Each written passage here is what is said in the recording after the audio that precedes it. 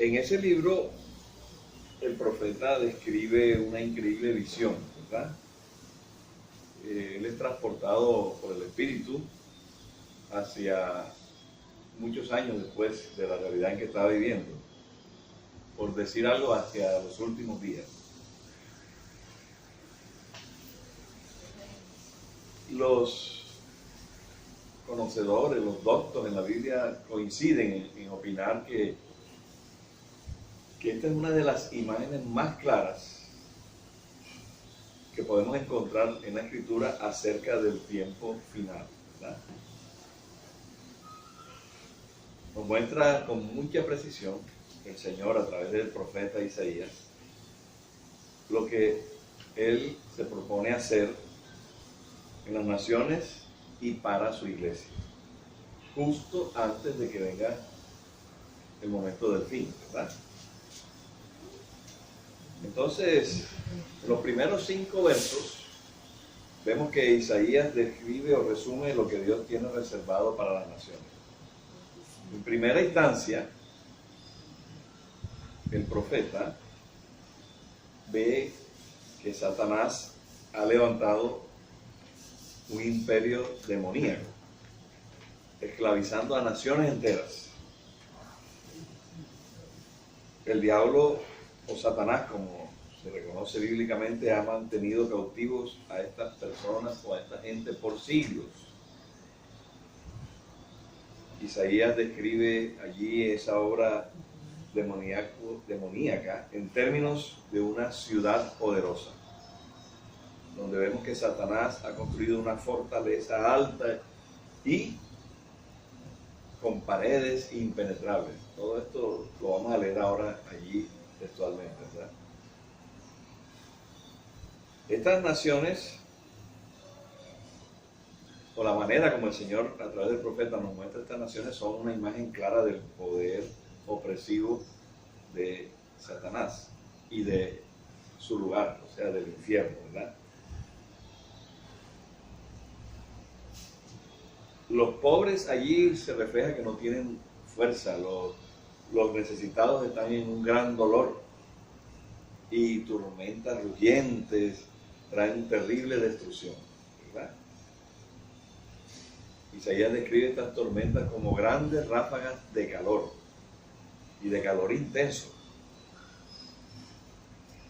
Realmente eso, lo que eso representa son multitud, o bueno, multitud no, porque la multitud se usa para las personas, ¿verdad? Múltiples tentaciones y tentaciones feroces contra la humanidad. Es lo que significan esas ráfagas de calor intenso, ¿verdad? Que nunca antes se han experimentado. Y vienen todas estas tentaciones diabólicas a las naciones con un poder aplastante. Pero al mismo tiempo Isaías, como profeta, contempla una vista maravillosa de ese momento. Él mira con asombro cómo Dios trata rápidamente con la obra destructora de Satanás. Y por eso podemos ver ahí en Isaías 25, 2 y 3. ¿Qué dice? Vamos a ver qué dice. Isaías 2 y 3. Dice: porque convertiste la ciudad en montón, la ciudad fortificada en ruina. Ya lo tenemos, ¿verdad? Sí. Sí. El alcázar de los extraños para que no sea ciudad, ni nunca jamás sea reedificada.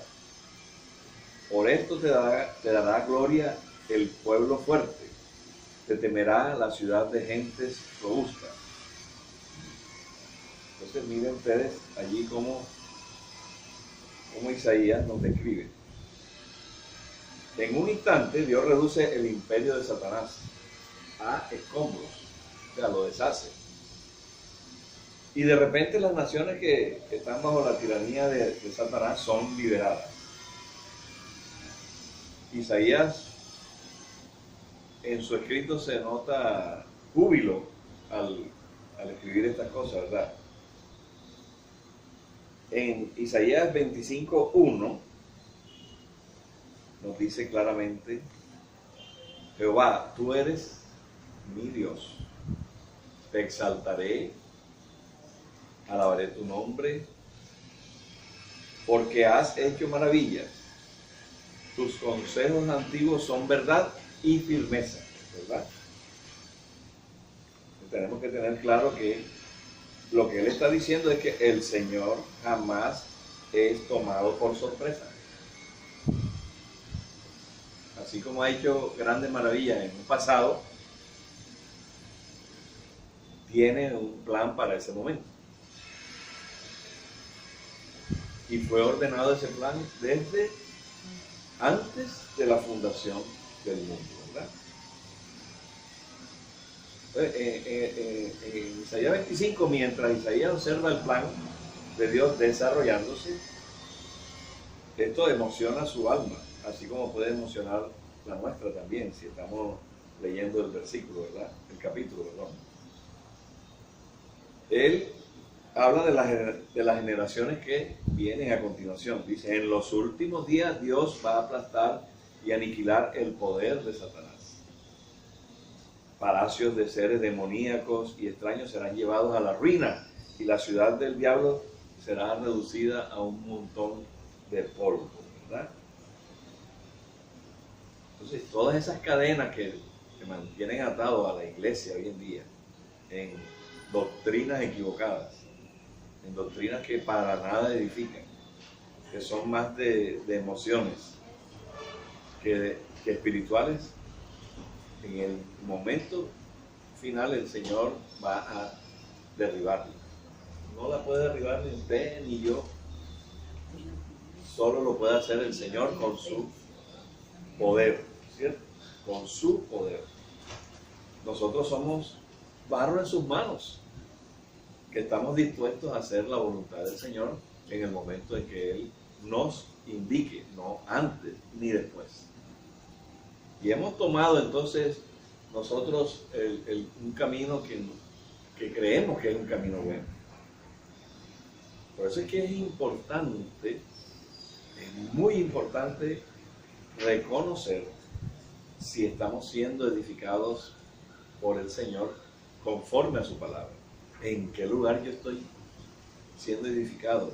¿Quién es la persona que me está edificando? ¿Es el pastor o es el mismo Señor a través de su Espíritu? Gloria le damos a Dios por los pastores que tienen un llamado del Señor. Y por los que no tienen un llamado, solo nos resta orar, ¿cierto? Y lo seguiremos haciendo porque son nuestros amigos, los conocemos, pero entendemos de que de eso es lo que está hablando Isaías en este momento, ¿verdad? De la iglesia que está haciendo lo contrario a la voluntad del Señor. Y es la iglesia que a su derredor construye murallas. Recuerde lo que decía Isaías: murallas tan altas que es imposible franquearlas, o sea, entrar. Pero para el Señor nada es imposible. Para mí sí. Cuando me invitan a una iglesia y el pastor no está de acuerdo con lo que yo estoy diciendo, que es lo que dice la palabra, yo no voy a decir lo que a mí se me ocurre, entonces la muralla se cierra, no me vuelven a invitar, ¿verdad? Pero ¿cómo hacen ellos para evitar que el Señor, que está pendiente de todas las cosas, esté atento a que su pueblo sea edificado como debe ser y no como no debe ser? Entonces, esto es importante. El asistir y congregarme y no dejar de hacerlo como algunos tienen por costumbre es determinante en el plan de Dios. No es asistir donde yo digo o donde yo escojo, es asistir donde el Señor me dice que debo ir, porque yo tengo, como usted y como cualquiera, una comunión con el Señor, ¿verdad? No se trata de ir porque ya hoy no puedo ir aquí o no quiero, ya no me gustó, entonces me voy para otro lado. No, es donde el Señor te dice que debes congregarte. Si eres un discípulo de Cristo, es lo primero que debemos preguntar, ¿cierto? Señor, dime dónde debo ir, porque a mí me gustaría ir a tal lugar, pero yo quiero ir es donde tú quieres que yo vaya. Así no me guste, pero es donde tú quieres que yo esté. Y eso es la recompensa que recibimos cuando empezamos a decidir nosotros. Entonces nos vemos inmersos en lo que Isaías nos está mostrando, ¿verdad? Esa apostasía que no deja de causar daño, no solo a las personas que están allí en ese lugar, sino también a los líderes de ese lugar e inclusive a la persona que está al frente del lugar, ¿verdad?